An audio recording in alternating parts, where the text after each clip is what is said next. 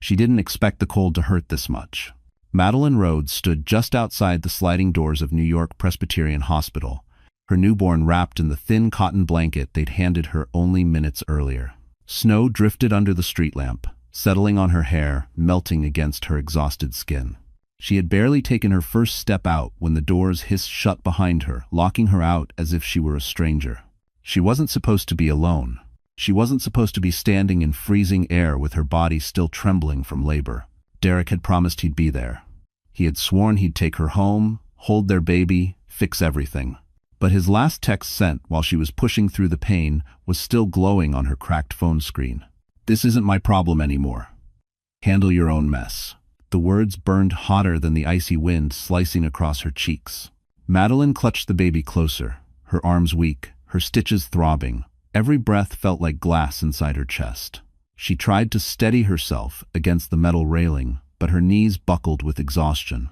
For a moment, she thought she might collapse right there on the hospital curb. Cars zoomed past, their headlights flashing across her frightened eyes. Not a single one slowed down. To everyone else, she was invisible, just another woman life had chewed up and spit out onto a sidewalk in Manhattan. "Please," she whispered into the night, not sure who she was begging. God? Fate? Anyone? Her vision blurred. The world tilted. Then, through the swirl of snow, a long black limousine rolled to a stop in front of her. The kind of car she'd only ever seen on Fifth Avenue or in movies. The window glided down, revealing a man whose face she knew but never expected to see again. "Madeline?" His deep voice cut through the storm. "What happened to you?" Her breath caught, and that was the moment her entire fate shifted, though she had no idea what waited next. Madeline Rhodes had never imagined her life would narrow into a single moment of cold pavement, a newborn in her arms, and a man she once trusted disappearing like smoke.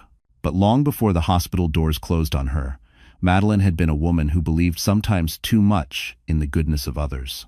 She grew up in a quiet neighborhood in Rochester, New York, a small rented house, a mother who worked double shifts, a childhood built on simple rules: be kind, work hard, don't expect much.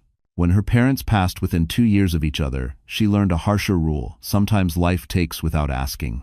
She moved to Manhattan for a fresh start, scraping together enough to enroll in a radiology tech program. She loved the work. The rhythm of the machines, the calmness of helping frightened patients, the soft hum of the hospital corridors. People trusted her. Patients thanked her. For the first time, she felt she mattered. Then came Derek Langford. He walked into her life wearing expensive cologne, a smile